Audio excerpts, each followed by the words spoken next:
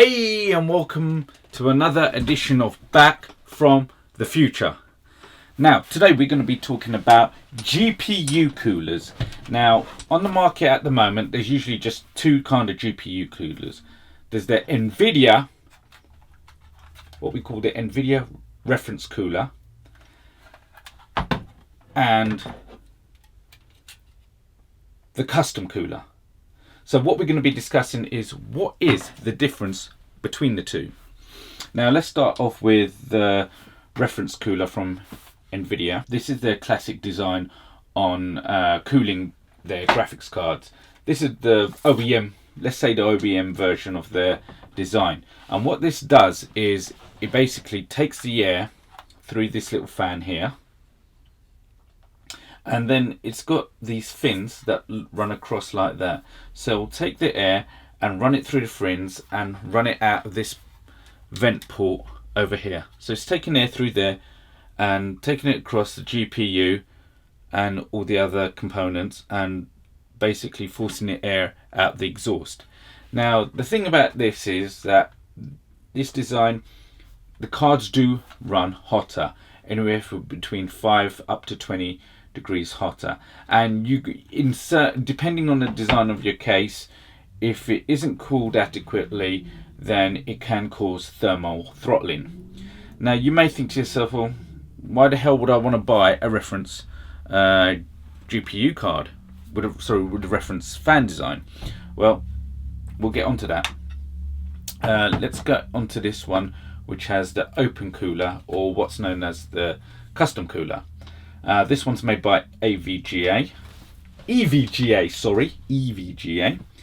and how this works is there are two fans, and they blow, and they're basically sucking air inwards. Now the fins run this way, up and down, up and down. So because the fins running horizontally, air will come out the top and the bottom.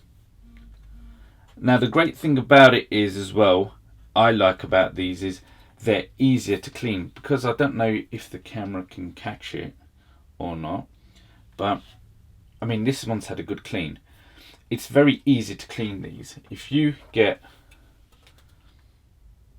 a can of air and go like that, oh, there's also a bit of dust coming out off of there.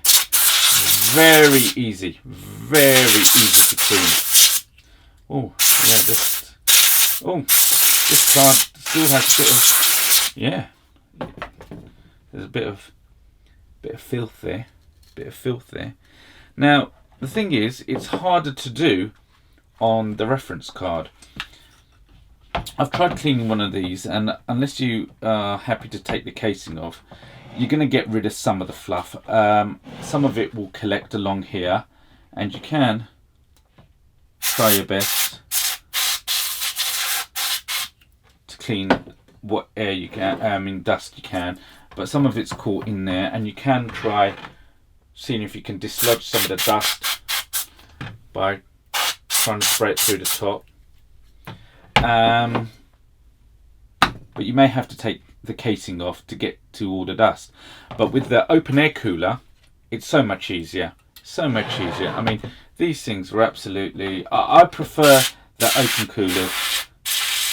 So easy to get the rubbish out of it, all the gunk and stuff, all the debris, dust, everything. They're far more easier to clean. However, there can be a problem with this, because not all the air is exiting from the front, it's exiting from the top and from the bottom.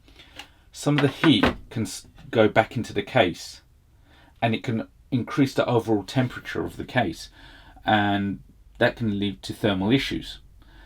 Unless you have exhaust fans pushing all that hot air out, pulling all that hot air out of the case, then you're going to get heat start building up.